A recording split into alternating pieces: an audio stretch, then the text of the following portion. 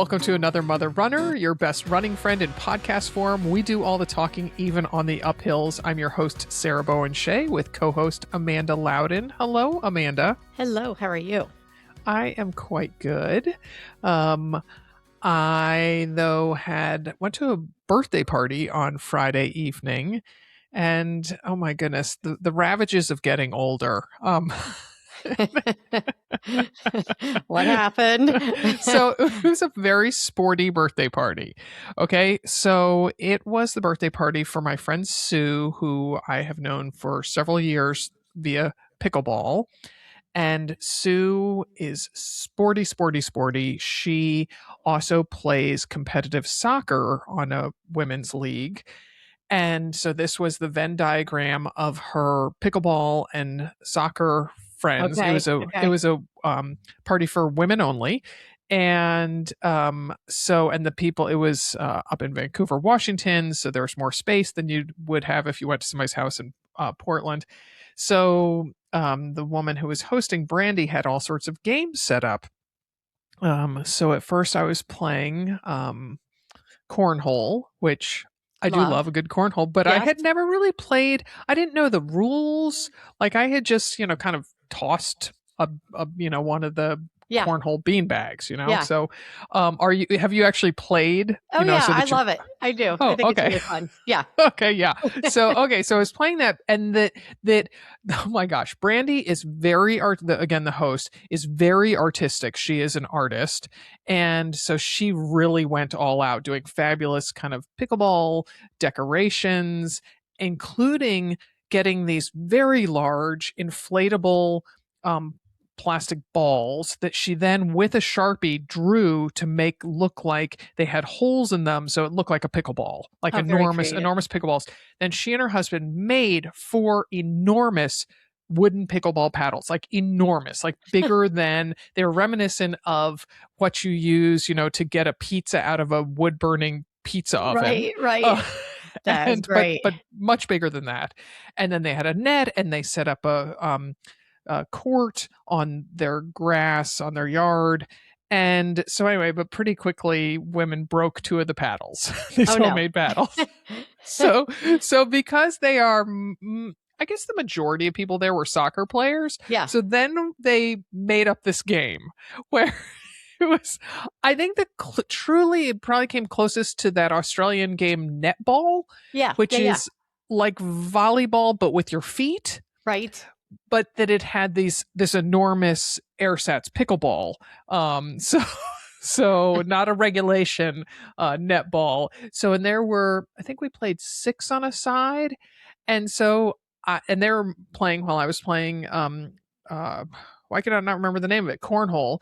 And so then they're like, with the people I was playing with, Cooper, Elisa, Sarah, come over and play. And I was like, no, I will totally hurt my knee if I do that. And they're like, come on. And I'm like, no, I'm going to hurt my knee if I do that, because my knee's been bothering me off and on for about a year, my left knee. And particularly because I was wearing kind of nice sandals. And so I had taken off my shoes to play cornhole, and I could see that several people were playing this netball game barefoot, even though there were little acorns kind of scattered all around the yard. So anyway, so then finally I'm like, okay, peer pressure. And I started playing, and oh my gosh, it was so much fun. It was just goofy fun. And I mean, like, people were barely drinking, and I haven't been drinking this year, so I was completely sober. And it was just so childlike and fun and free and goofy, and making up our rules as we go along, and that's awesome. And all this stuff. And people were kind of good at it. I was so at it, if I'm that's being generous of my assessment of it. So anyway, I'm like, this is great. My feet don't hurt too badly. Like, I'm feeling good. Kiss of death. So in like the final 3 minutes, the ball comes over toward my left side, and I try to kick it with my left leg, which is my bad knee. And I nearly fell over, and my knee just kind of locked out, and thankfully my friend Sheila was right next to me, so I was able to lean on her so I didn't fall to the ground. Yeah. And oh, it just janked up my knee. Oh. And oh my gosh. And I was like, I knew it. I knew it. Uh, Do you have a PT appointment set up? I do not, because then the next morning I go play pickleball because of course that's what I do. Right. And I wore a knee brace but I mean I was kind of hobbled on the court. But then I stopped. I'm a member of Planet Fitness and they have these hydro massage chairs. And I sat on that thing and it worked a miracle. Like Wow. I mean, That's and awesome. then I took it easy. You know, I watched the game on the soccer game, the World Cup game on Saturday. So I was Yeah. sitting for quite a while. And then, I mean, by the afternoon, my knee, it was barely noticeable that anything was wrong with it. That's amazing. It was Well, truly, I that's mean, great.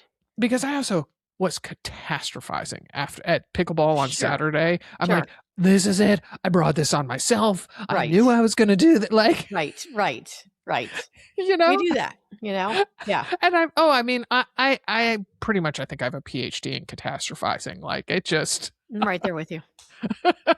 Really am. I really am. Yeah.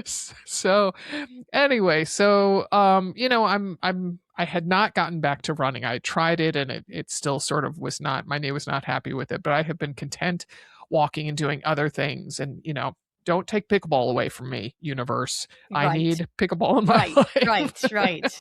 It's so funny that you're at a point where you're kind of prioritizing pickleball over running, aren't you? Like, I mean, if you had to, I choose am. between. Yeah. Oh yeah. Yeah. Uh-huh. Yeah. Yeah. Yeah. And it's all because of the social aspect of it. Yeah. Yeah. Yeah. So, and then, I mean, then I had I swam for an hour on Sunday because usually I swim at the pond and then go straight to play pickleball. But I'm like, okay, I'll play it smart. I won't play pickleball today. So swam for longer than usual. And the water was the best it's been all year. It was Oh, just that's so nice. heaven. Oh my So goodness. nice. Oh my goodness. Yeah. Yeah. So, all right, so that's my saga. Boo-hoo me. But it all ended up It seemed like a fairly quick recovery and hopefully full recovery, soon. Yeah. Yeah. Yes. Yeah. Yeah. So, and gosh, it was just, to reiterate, it was just stupid fun and Yeah. in the best possible way. Yeah, It was that's just so great. silly silliness. Yeah. Excellent. So, but today we are talking to women who prioritize running. The topic is stepping up to a new race distance. And we're going to start by talking to a coach and then three regular women runners. People who aren't watching on YouTube can't see that I'm doing air quotes around that. So we're going to talk to one who took on her first half marathon, then a gal who tackled her first marathon, then talk to a woman who did her first 100-miler. And the coach will be talking to after this brief sponsor break is someone who might be familiar to a lot of longtime Another Mother runner folks. It's Christy Scott, who oversaw a lot of AMR strength and ultramarathon training programs. Christy is a longtime running coach and personal trainer based in Huntsville, Alabama, and she herself is an avid ultra runner. So Christy will join us when we come back. So, Christy, we're going to ask you the question we ask everyone at the start, which is tell us about your running background. Oh, I have run kind of almost my whole life. I was one of those weird kids that, like, in middle school, I would like go over to the track and run for no reason. I was like, I don't know where that came from. Neither one of my parents were runners. I just was like, hey, we live by a school. I think I'm going to go run on that track. And then I don't know, it's stuck. I've always been very interested in fitness. And then when my second child was born, he is now 26. That is when I really like got into it and started running races and training and actually learning about it. And so I started, with the normal 5Ks, 10Ks, half marathon, just kind of built up and went from there. I've run consistently for the last 26 years. Nice. Very nice and relatable. So, and tell us about your professional background. I have, like I said, always been interested in fitness, but I went the first route for college was as an accounting major because that was the sensible thing to do. It's very responsible. I could get a steady job. And then I got a job doing it and I was like, oh my God, no, this is not for me. And so I went and talked to my college advisor and I said, I can't do this for the rest of my life. And he said, what are you interested in? And I'm like, I'm really interested in fitness, but I have no idea what I'm going to do with it. Because at this time, it wasn't that popular. Nowadays, it's a lot different. And we were like, okay, well, let's switch over and do a major in exercise science and a minor in business because I had so much business credit. And my first class, I was like, oh my gosh, this is where I was meant to be. I Aw. I loved going to school. I loved the learning, and I just like dove in, and I started working at a gym. I left my accounting job to go work as the front desk manager at a gym. My husband loved that.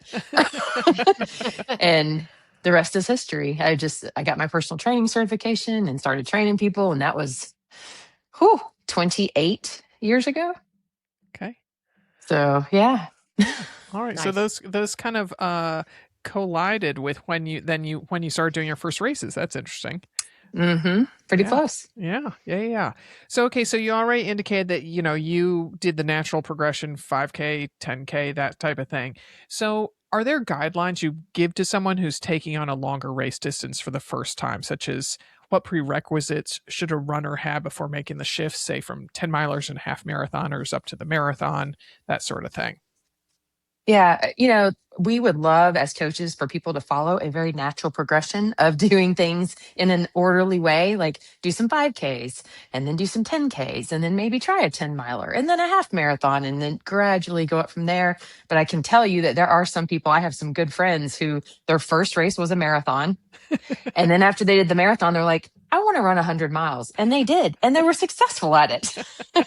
But they were also lifelong athletes. So they had a really strong base. And if you've got a really strong base, that can make a big difference. If you were an athlete your whole life, it's going to be easier for you to jump into longer races sooner than someone else. Interesting. But to do it safely, we really like to, start out slowly. And I always have people start, like they start their running journey. I'm having them start with like 30-second run intervals with their walks. That's it. Just get your body used to it. Your muscles will adapt very quickly. It's your connective tissue that takes longer. Your tendons and ligaments and all of that stuff takes a while. So I always tell everybody, you should feel like you could do more. If you feel like you could do more at the end of a training session, we've done it right. You need to just calm down and let's take this very gradually. But I love for people to start out with like picking a 5K to target. And then once we've got past that, we'll say, okay, how do you feel about a 10K? And we can very gradually start to build up. I really like for people to have, at least like a solid year of base building before they do something longer, even like a half marathon, just because I really want to make sure their bodies are adapted and they're not going to go out and injure themselves. Yeah. Do you have a lot of your clients who are taking on a new race distance for the first time?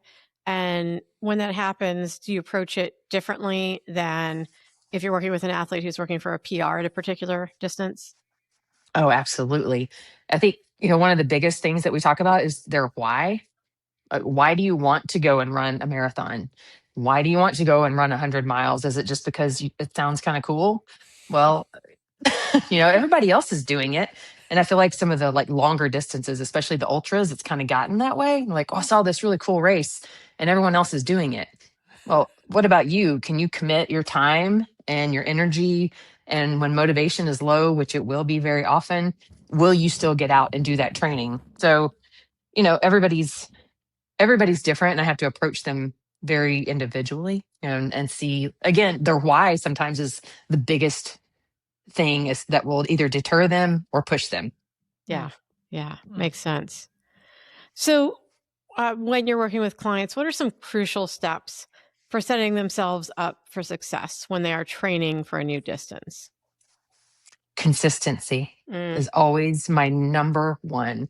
You have got to be consistent. You can't run 3 times this week and none next week. Like it's got to be some consistency and it doesn't have to be perfect. Always tell everybody something is better than nothing. So if I have a 5-mile run on your schedule and you're like, I don't have time for 5 miles, I'm just not going to go. That's not going to cut it. Go do 2 miles. If that's what you have time for, go do it. Just be consistent and get your body adapted to that repetitive. Like I'm doing this no matter how much time I have. I mean, I do that with strength training too. I'm like, if you don't have time to do 3 sets of everything, go do 1 set of everything. It's better than not doing anything at all. So consistency to me is the number one most important thing. So, and for people who are kind of numbers oriented, going back to your accounting background, perhaps, like how much adherence to a program are you hoping to see? Because I think sometimes in this age of perfectionism, people think, oh, I got to get 100%. I have to get a gold star every day. Sure. I would love to see 80% would be pretty great. That's enough to keep you from getting injured, because that's the consistency is not only for motivation and base building, but it's for injury prevention. Your body needs that time to adapt. And the consistency is what's going to help them get there safely. Yeah. So, okay. So we got the body pieces in play, perhaps. What's the best mindset someone can have when training for a longer distance for the first time? I mean, nerves and anticipation can play tricks with one's mind. Always. Yeah. The training to me is the hardest part of the whole thing. It's not the race.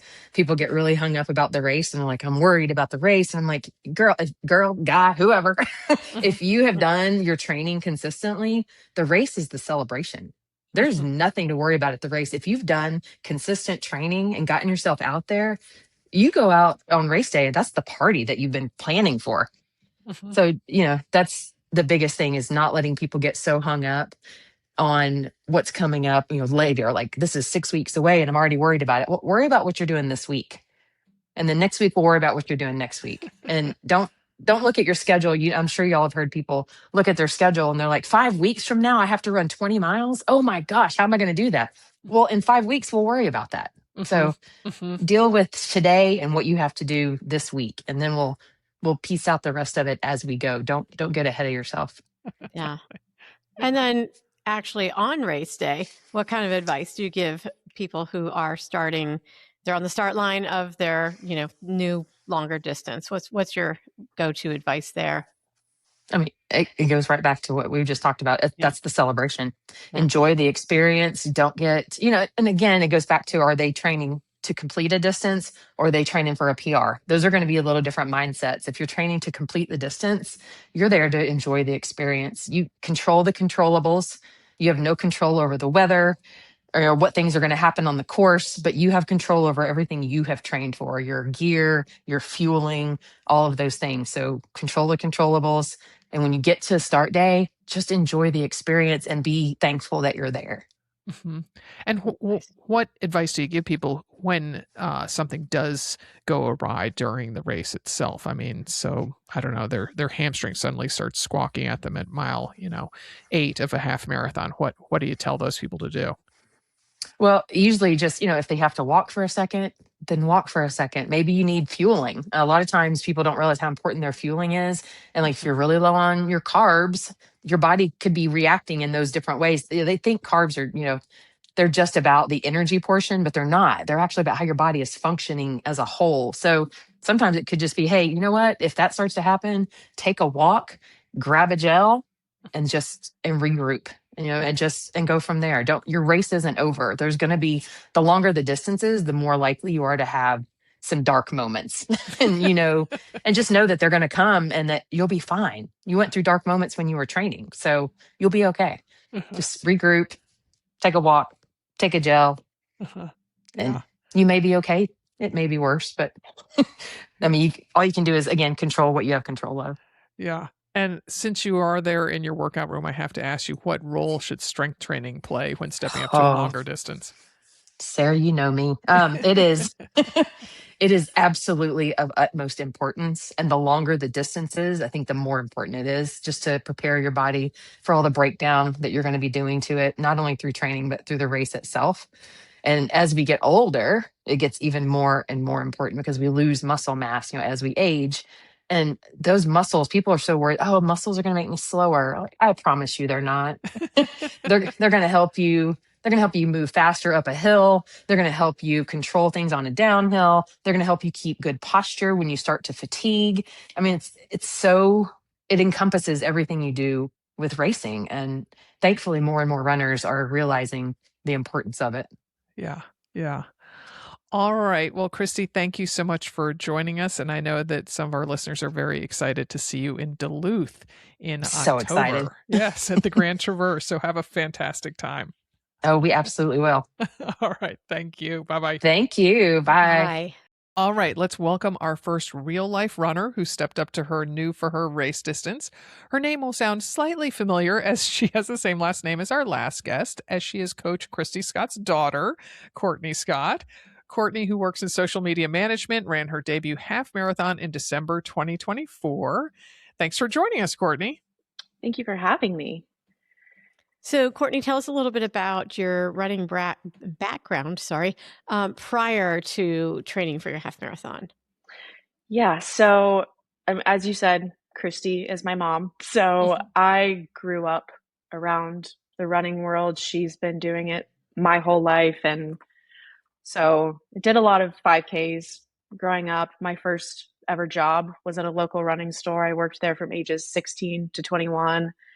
So it's something I've just always been around. I've always enjoyed it and kind of used it as an outlet, to decompress. That's my me time. So it's something I've kind of always known, always been around. Nice. So before we get to that December 2024 half marathon, could you share a bit about your health background as you had a rough go of it at the start of this decade? I know. Yeah, so I think it was kind of end of 2018. So that same year I did my first half marathon. It was a long process, but I ended up getting diagnosed with lupus. And then at the time it was stage 4 kidney disease and failure.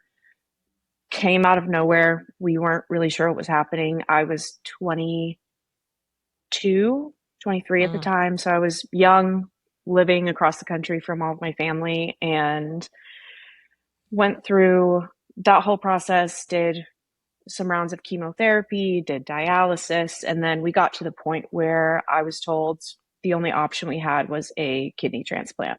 That was the only thing that was going to keep me kind of alive. So we started that process, and my health, a lot changed for my health. My body was just shutting down. That stage 4 progressed into stage 5. I was in complete failure and shut down. And during that time, I was also diagnosed with breast cancer. So there was a lot being thrown at me all at once. And my mom, Christy, was actually my donor. Oh. So she ended up, her and my dad drove from Alabama to Phoenix. Wow. Packed up their whole life and moved in with me to my 1-bedroom apartment and kind of got me through a few months of treatments, and because I couldn't do anything for myself. And then, I had my transplant in April of 2020. And then April of 2021, I had a double mastectomy for my breast cancer. So it was just it was a lot all at once. And sure was. I think all of that before age like 27 or so. But so that definitely changed the way I approached, everything, but running was something I was told I would not be able to do ever again, really, or to a very that's what my medical team had initially said. They were like, I probably wouldn't plan on doing anything short of maybe you can do a 5K, maybe, but there's really not a high chance. Just because of my particular case, there were a lot of different things going into it aside from just, the lupus and everything else. But that was it's kind of what they had told me, which was it was kind of devastating to be honest, because like I had mentioned, and I'm sure so many people can relate, that running, or regardless of what distance or pace, it's such a good outlet. And it's, for me, it's kind of another form of therapy.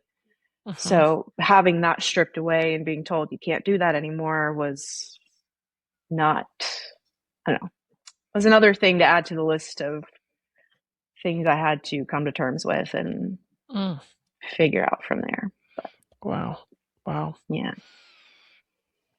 But we know the ending is a little different, right? We know that you ended up running a half marathon. So talk to us about the training and how you were able to go about it after hearing that you weren't going to be able to run anymore. Yeah. So it was, I think, beginning or mid 2024, I actually relocated back to Huntsville, which is where I'm at now, to be closer to my parents because they both live here. And I was trying to get my health back on track. We ran into some complications and things. I just needed to kind of be back with my people who could take care of me and that having that support system. And I brought the idea up to my mom. I kind of said, I think I want to try for it.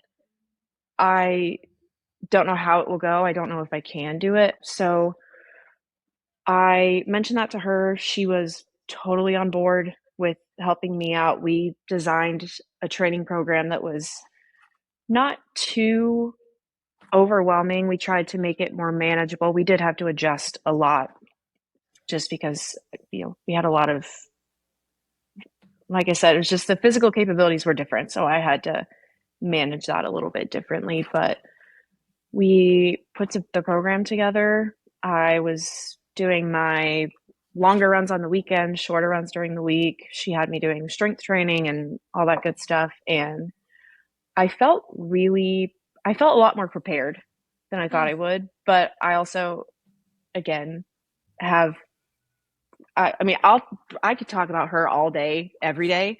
My mom is the coolest, greatest person I ever. And so I know so much of that was her, not just for putting the program together, but also being there to answer any questions and just to encourage me and help me doing everything that was on the plan and adjusting where we needed to and just listening to what my body was telling me.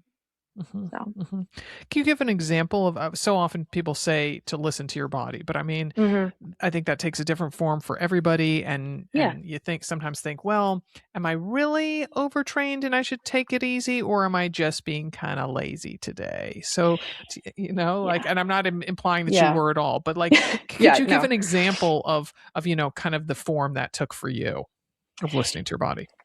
Yeah, it was a learning curve for sure, because I struggled with that a lot, trying to decide, am I just being dramatic and I don't feel like getting out on a Saturday and running 8 miles in the morning, or is something bigger actually happening that I need to feel out? And it was hard. I know that's not a very good answer, but for me, it was just my running. For me now, I have really bad arthritis. With lupus being an autoimmune disease, your body, everything's kind of broken down. I feel a lot older than I am. And so I just kind of had to listen. If something was hurting, I would stick with it for a little bit if I was on a longer run. And I was mentally telling myself, the pain, it's not pain, it's a discomfort. And again, going back to my mom, it's always, you're always capable of so much more than you think you are. So I would keep going, and most of the time it would go away. And it was, I just needed, to get my body warmed up. But there were times where that little discomfort turned into an ache or a pain that it sounds silly, but I would have to go based off of gut feeling and thinking, okay, well, something doesn't feel quite right. And whether that meant changing my walk run splits to walking a little bit longer, or, just changing, maybe getting off. I know running on the sidewalk is not great, but kind of, changing my environment a little bit. So I rely pretty heavily just on my gut feeling, because I think for me, that's the best way to know, is just, I feel like I've gotten pretty good at knowing when something is not feeling totally right. But, yeah. Well, that sounds sound to me. So you got through the training and then race day Mhm. arrives. I understand that the weather was not super cooperative.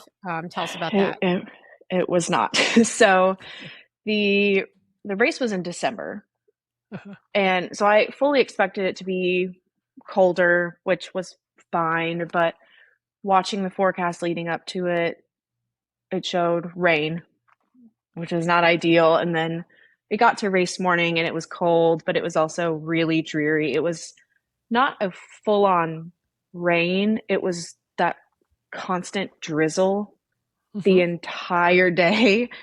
And that it was, yeah, it was not fun, but it kind of expected, well, I wasn't expecting it to be perfect temperature, the sun shining. It was mid December, and that was part of why I chose that race specifically, because it was, I think, 5 days before my 30th birthday, and that was Oh, another nice. reason for wanting to do that not 5K, it's half marathon, sorry, was to see if I was still capable of doing something like that, but also that was kind of my big thing before turning 30. Some people, people like to do big things before they reach certain milestones and birthdays, and that just happened to be the thing I wanted to test out and see if Yeah. it was going to work. Yeah. So, yeah. So, and I know you had some mental struggles during the race, Hmm. as we all do. Yeah. So can you tell us a bit about those and how you dealt with them? Yeah. I think I, up until the race start, I felt a lot calmer than I thought I would, Mm. which was kind of weird because I'm normally a pretty anxious person and I can get myself worked up pretty easily. But we got there, race gun goes off, it starts, and then the anxiety set in. And mentally for me, the biggest thing that I struggled with was trying to give myself grace and knowing that I I know that I can't quite do the things I used to be able to do, which is totally normal. That happens. It changes day to day for everyone. You might be able to do something today that you couldn't do tomorrow, or, things are always changing, but Mm-hmm. it was trying not to get frustrated with myself, because in my mind, I would get really caught up in trying to push myself, going out too fast, Mm-hmm. and thinking, oh, I feel fine, it's all good. And then it hit me probably, I think it was before mile 3, and Ooh. I was completely off my planned splits. So I was walking a lot more than I thought I was going to have to. And Mm. I was trying not to get frustrated and listening to my body. But I think mentally, the biggest thing was just having to come to terms with the fact that I, and this is really silly to say it out loud, but if people were to look at me and say, oh, she's young ish, she's 30 years old, looks relatively athletic, we were expecting you to do better or be Mm. faster, whatever it was. And then having to kind of, me knowing, yeah, well, there's a lot behind the scenes that other people Sure. aren't seeing that you don't know. And I know you should not care what other people think. And I Mm-hmm. say I don't, but there's always a little point, or there's always a little part in the back of my mind that Mm-hmm. definitely considers that. But Mm-hmm. that was the biggest thing for me, is Mm. just my body, not being able to push my body as much as I thought I was going to be able to. And so there was just a lot of flip flop of, well, I think I can do it, and I'm doing it, but it just looks a lot different than what I was imagining, Yeah. and very frustrating. But also having to not be frustrated and Mm-hmm. give myself credit and grace for being there, showing up. And that was, I don't think I really went into it with a time goal. My whole thing was, I signed up for it. I have to finish it. That was kind of what it got to. And so I finished, not anything super impressive time wise, but to me, at the end, I realized the time didn't matter. Oh, I mean, I did it. I hope you, sent a message to those doctors in Arizona and showed them a picture of you with your half marathon medal. I mean, come on. Yeah, it was. And that's also a thing. I mean, I know so many people are like this, but I am very motivated by doubt from others. So I've been that way since I was young. If somebody tells me I can't do something, I'm going to do everything I can in my power to do it, to kind of, not to necessarily prove them wrong, but I feel like that doubt, I always take it really personally, and then it's internalized. So the whole thing with the half marathon was proving it to myself. And I mean, and a little bit to my doctors, but I say it was mostly for myself, just to say, yeah, things are different. Your body's not what it used to be. There's a lot of hurdles we have to overcome, but you can still do it. Yeah. You can do a lot more than, I feel like so many people are like that. We can do a lot more than we give ourselves credit for. You just have to kind of, you have to be willing to step out of your comfort zone, and it's not always fun, but I think it's, and you don't realize that until the end, but it was so worth it. Yeah. So I was very happy I did it. Yeah. Yeah. Well, we applaud you and thank you so much for sharing your story with us, Courtney. We wish you all the best. Thank you. Thank you so much. Thank you. Our next guest is Hillary Parker, who ran her first marathon in October of 2025. Hillary is the Director of Business Partnerships at the YMCA in Huntsville, and she is the mom of 2 very young sons. So glad you could join us, Hillary. Welcome. Thank you so much for having me. I'm so excited. Hillary, tell us a little bit about your running background. Yeah, I started running recreationally in college. I ran in high school. I played sports. So, running was a form of punishment at that point. And then I got to college and started just running, honestly, to combat the freshman 15 or, however much weight they say you're going to gain in your freshman year. And I started running mostly just because it was accessible. So I just had to put on a pair of shoes, put on some shorts, and I could just go. And so I started then. And then when I moved to Huntsville about 10 years ago, I worked at a athletic store, and one of my coworkers was a big runner. And Huntsville has a wonderful running community. There are so many races, so many run clubs, so much opportunity for running. And so hearing him talk about it, just reignited that love for running for me. And that was really, when I moved to Huntsville, was really when I started racing and really getting into it. Nice. And talk to us a little bit about, the races that you did do prior to your first marathon last fall.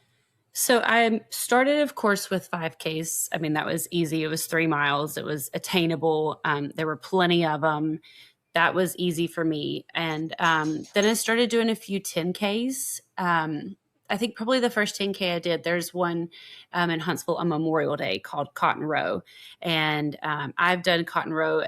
I was trying to think the other day how many times I've done it. I mean, it's probably been 7 or 8 years. It's just a good traditional, it's Memorial Day, so you're running Cotton Row. That was probably my first 10K. And then I decided to train for a half marathon. And my first half marathon I was so anxious, so nervous. I had no running plan, no coach, no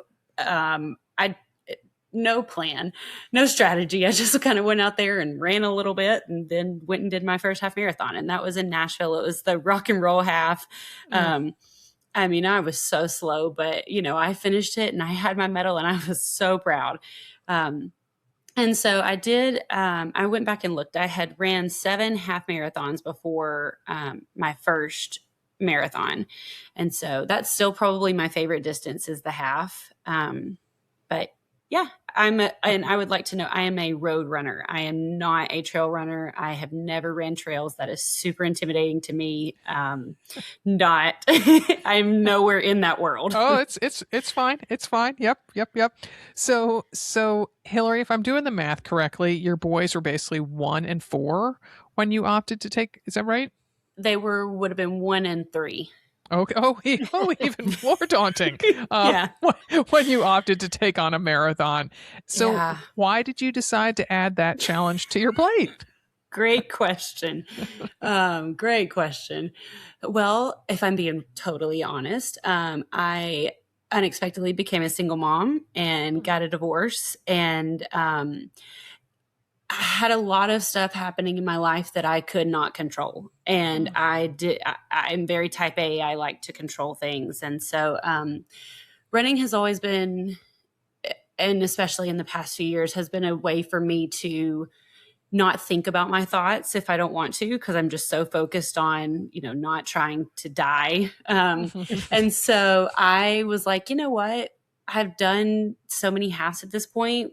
Why not? Why not try? I've always kind of thought about a marathon. And, of course, the more halves I do, the more I think when at the end, maybe I could do that again, just turn around and do the whole thing again. It doesn't seem so daunting. And so, at that point in my life, I was like, it's already chaotic enough. I'll just throw in one more thing, but I'll have a little bit of control in this aspect. I love that. I really do. I think that's fantastic. What a great way to get your feet back underneath yourself, Yeah. So Christy was your coach. Is that correct? She was. Yeah. Okay. And what made you decide to hire a coach for the training? Kind of sort of the same as a half marathon. I mean, I had never done a marathon before. And I had no idea where to start. I had no idea. This was my very first time ever having a running coach. I had done 7 half marathons and just kind of trial and error figured out what I should do and shouldn't do. And I knew that running 26 miles was too long. I knew I could get really hurt really fast if I didn't do this the right way. And like you said, I had small kids. It was the smart thing to do. And I knew Christy and I knew her background, and I thought, if I trusted her mostly, and I thought, okay, if someone's going to be able to get me through to do this marathon, it's going to be her. Excellent. Nice. Yeah. Okay. So you chose a full marathon, and we've established that you live in Alabama. So were you concerned about training long distances in the heat and humidity? What's so funny is I never thought about that. And that it's such a duh question, but I was so, I think I was just like, yeah, I'm going to do a marathon. I'm going to do it and I'm going to sign up, and that sounds great. And I just it was such a spontaneous decision. I did not think about that, but I wish you could go back to all of the video messages between Christy and I during that time, because it was June and July. I looked back at my training. We started training in June, and like you said, it's 100 degrees. The humidity's 100%. It is hot in Alabama. And so, and I had kids, so I couldn't get up first thing in the morning and go train. That was not possible. So I was training in the afternoons most of the time. And so I would tell Christy all the time, I hate this. I don't want to do this. It's so hot. Why did I think this was a good idea? I mean, it was constant complaining. And she would always say, when you do your fall race, you're going to what did she say? She said that you're going to, remember this, and it's going to make you better and faster and stronger. And at the time I was like, whatever. I hated it. But she was right. And one of my running friends that has a lot of experience too, she told me that humidity is a poor man's altitude, is what she told me. It's true. It's true. You're right. Yeah. Yes. Yeah. So how did your body respond when you started adding on the mileage and the extra load? I think something that I didn't think about was that I got faster. And I am traditionally, I will, say I am a very average runner. I am not breaking any records. I'm not, winning any age groups. I'm just out there. I'm finishing the race and I'm going home. And I'm proud of that.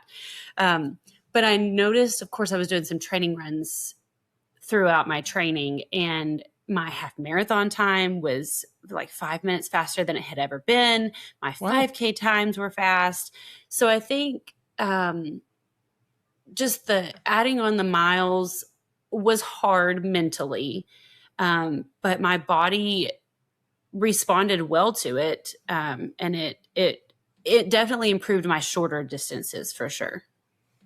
So you said that, when you would get to the end of those previous half marathons, you'd be like, oh, maybe I could do a marathon. But as you know now, a marathon is more than just doubling a half marathon. Mm-hmm. So talk a little bit about that, as well as did you have any difficulty dialing in your hydration and fueling during training? Yes, because it was so hot. And so and then I had a hard time trying to figure out what did I want to do on race day, because so for my long runs, I would wear a vest with a bladder in it that, I could take a lot of water with me at a time. Well, I didn't really want to wear that during a race, but I wasn't sure if my handheld water bottle would be enough. And so that was hard. And then, like I said, I was training during the summer, so I was sweating a lot. And so all of that, but then my race day was cold and rainy. And so that it just kind of threw me for a loop, and that was difficult. So we've talked through the training. Tell us about race day. Yeah. So race day, it was on a Sunday. And so we went up, and so my race was in Chattanooga, and we went up on Saturday, got the packet. It was a beautiful day, so beautiful. And then that night, probably about 8:00, it started raining, and it rained all night. And then the next morning, it was still raining, still drizzling, but everything was soaked. And so I had... I probably would never do this again if I was running another marathon, but I had packed an extra pair of shoes and socks, and had given my poor boyfriend a backpack with, all of these like supplies in it, and was like, I want you to meet me here, here, and here on the race. So he did. So it was I'll start at the beginning of the race. It was fine. Like I said, it was raining a little bit, but the rain did die off, about mile 5. And so then after that, everything was just wet, but thankfully it wasn't actively raining. But we went through like a part that was almost like a nature trail, and it was boards. So it was wood on the bottom with like wooden handrails. It went through the woods, essentially. It was so slick. I saw multiple people slipping and sliding. Those boards were just so wet. And I did not fall, thankfully, but something that I did that, again, I would never do again. It was mile 18. I was on my way back in. It was essentially like an out and back type race. And so I met him. I sat down on the ground, and I took off my shoes and socks, and I put on dry shoes and socks. Wow. That was great. I should have never sat down, because as soon as I got up to go again, my knees were hurting so bad. And that was the biggest or the worst mistake, in my opinion, that I made during that race, because my knees hurt so bad after that. It was like my body, when I sat down, was like, okay, finally we're done. That was crazy.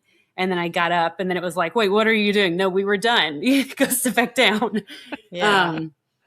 That was rough. Rough. And then during the race, did it seem more than twice the distance? I mean, yes. I find, you don't even, I don't even need to finish the question. But like there, for me, there's always that point around mile 15, 16, 17, where I realize that I'm quite a long way from the start of the race, and have still quite a long way to go to the finish. So, yes. So when did that epiphany happen for you, or maybe it didn't? I don't know. I would say probably at 18 when I sat down, Oh. because up until that point, maybe a little bit, maybe that's not true. Like you said, maybe it was probably about 16.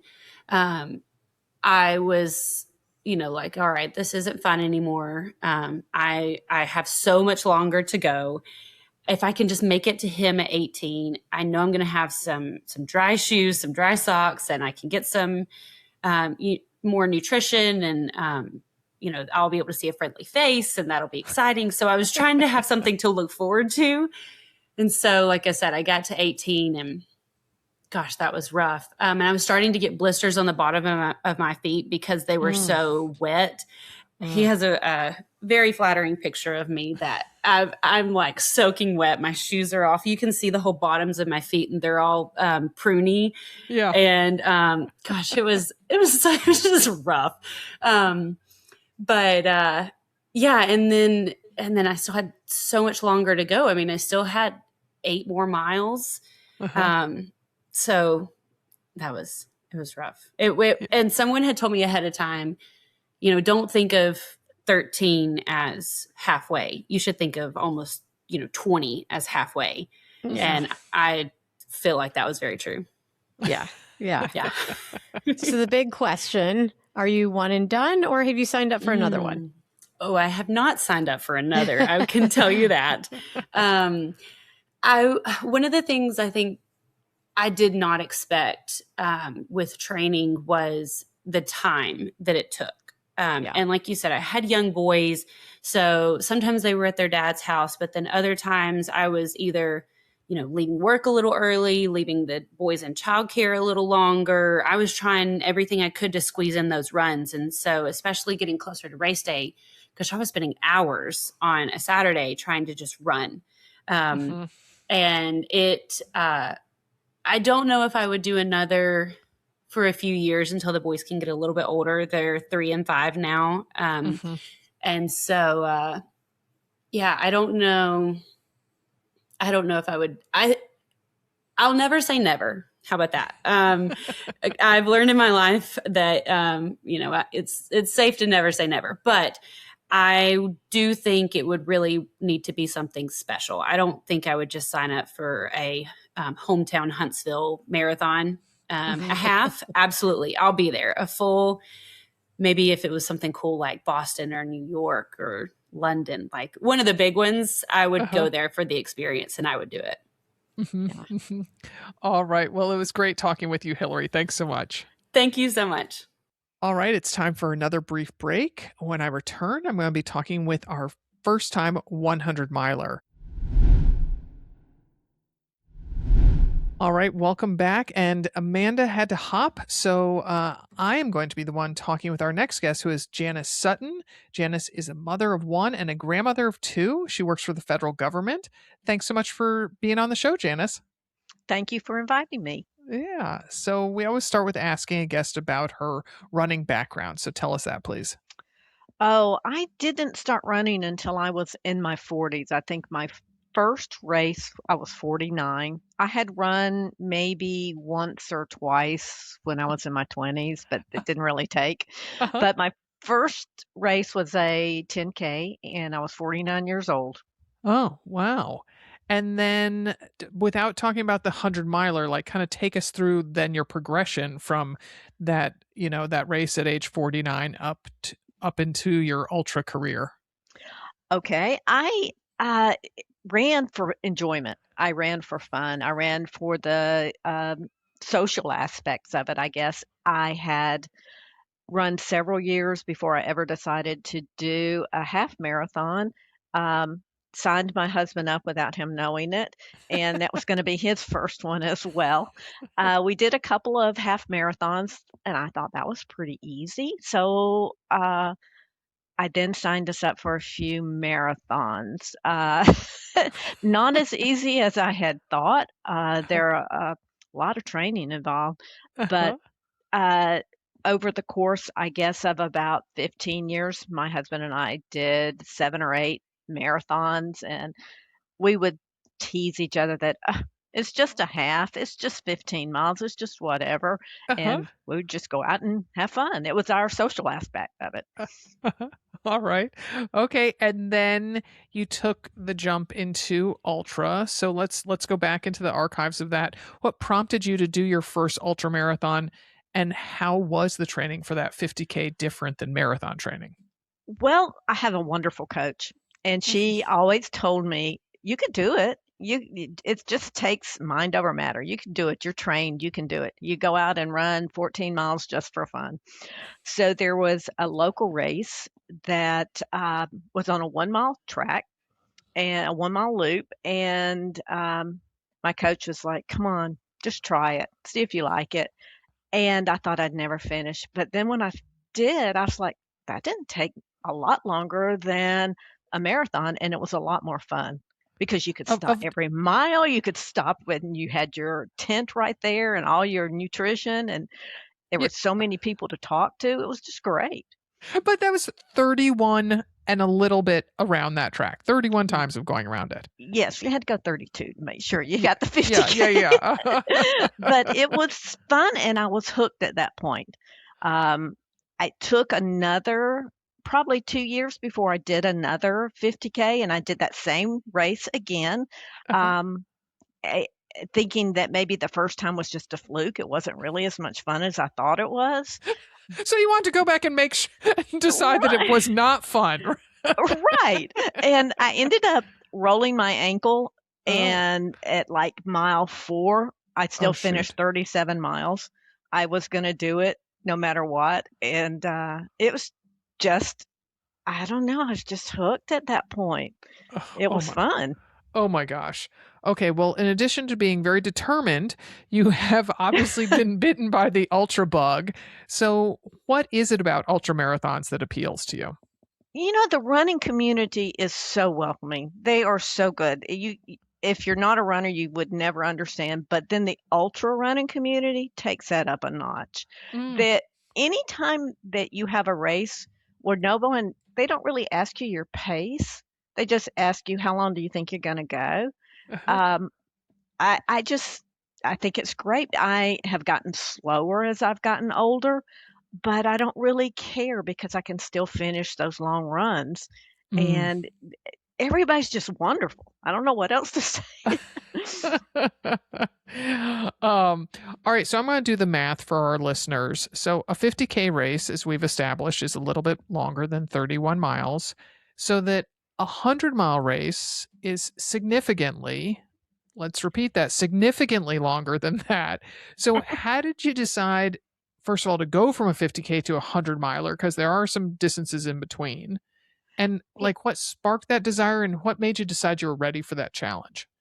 That was probably not my smartest move to go and jump to that 100 miler, but like I said before, my coach is wonderful, and she just encouraged me to do it again. The race that I signed up for was very forgiving. It is a race called A Race for the Ages. Everybody, has the same finish time, noon on Labor Day, but you have the number of hours based upon your age to Oh, finish. So, the time that I ran, I was 67, so I technically had 67 hours to finish the race. So, I kept wow. telling myself I could walk it if I wanted to. I could walk it. I didn't. I think I finished in 38 hours, 30 of which were running. I did take some time off to go back to the hotel and take a shower and a short nap. Um, but also, my coach was my driver there, and I didn't think she'd let me come home if I didn't try my best. So I had to do that. But Oh my goodness. We need to unpack this for just a second. So you went back to your hotel during this time period yes. to yeah, okay. And also then so then I'm curious what the starting line looks like because uh, I mean, I'm assuming there were not a lot of people starting 67 hours before that noon finish time, right? By the time I started at a 5 p.m. on Friday. There were already 54 runners ahead of me. There were a couple of gentlemen that were in their 80s, and I believe there may have been one that was 91. And They were going. And that's what made this race so appealing to me. Every hour, that next age group started. So you were constantly seeing different people having different conversations. It wasn't the same group of people running this track for Okay. ever how many hours. And so this was another loop. How? Please tell me it wasn't just a mile. It was. Oh my gosh! It was a mile, and a lot of it was in a park, so there was a lot of concrete. It was in the sun. It was Labor Day weekend. I'd never been in the South. I'd never been in a race where you actually had people racing holding umbrellas to keep the sun off of you. But it was the race director has a tendency to make a little different races. The race director is Gary Cantrell, that people know as Laz, and he's just one of the swag items we got was a beanie that said geezer on it. So it was mainly for the older. If you think about a race, most older runners end up in the back, right? It's just we're slower. We just do that. This gave everybody an opportunity, and the older runners weren't necessarily in the back. If you were 40 or under, you had to start on Saturday. You didn't get that opportunity to run your miles. So it kind of leveled the playing field a little bit. I love you acting like starting later was, shoot, you only have to run for a day and a half, you young people. Like, I mean, you don't get to run for 2.5 days. You unfortunate bugger. True. Okay. I obviously would have a million questions about this race, but we will move on. But so how was your training different for a 100-mile race compared to that 50K? I was used to doing a training. If I had a training plan, you get up, you run your prescribed number of miles, you come home. And the mileage for a marathon never got much over 20 miles. Mm-hmm. There were days in running and training for the 100-miler, I would run 18 miles in the morning and 15 miles that evening. There was a lot of, you've got to get used to running at night. You've got to get used to running on tired legs. You got to get used to running tired. So there were a lot of that. There were some days where it's like, just go for a walk. Oh, by the way, the walk was 2 hours, but just go for a walk. So it was much different. Oh my goodness. Okay, so you've established that you were 67 when you did your 100-mile race. You're 70 now. How does your body hold up to all those miles? I have aches and pains. I remember my grandmother saying, "Oh wow, I woke up hurting this morning." Now I understand what she means. But I find that it hurts more if I don't run. So I just continue to do it. I've gotten slower. The pace doesn't matter to me so much anymore. I like looking at the distance I've gone, and I really don't care what anybody else thinks about my pace. I'm going to do what I want to do. And I like knowing that I can still get out and run. Yeah. So I'm hopefully going to continue. Yeah. Oh my goodness. I have to ask, is your husband still doing these races with you? No, I lost my husband about 6 years ago. Oh, I'm very sorry, Janice. Thank you. But he, bless his heart, did a marathon 6 months before he passed away from lung cancer. So he was about as stubborn as I am. Yeah, I'd say so. Yeah.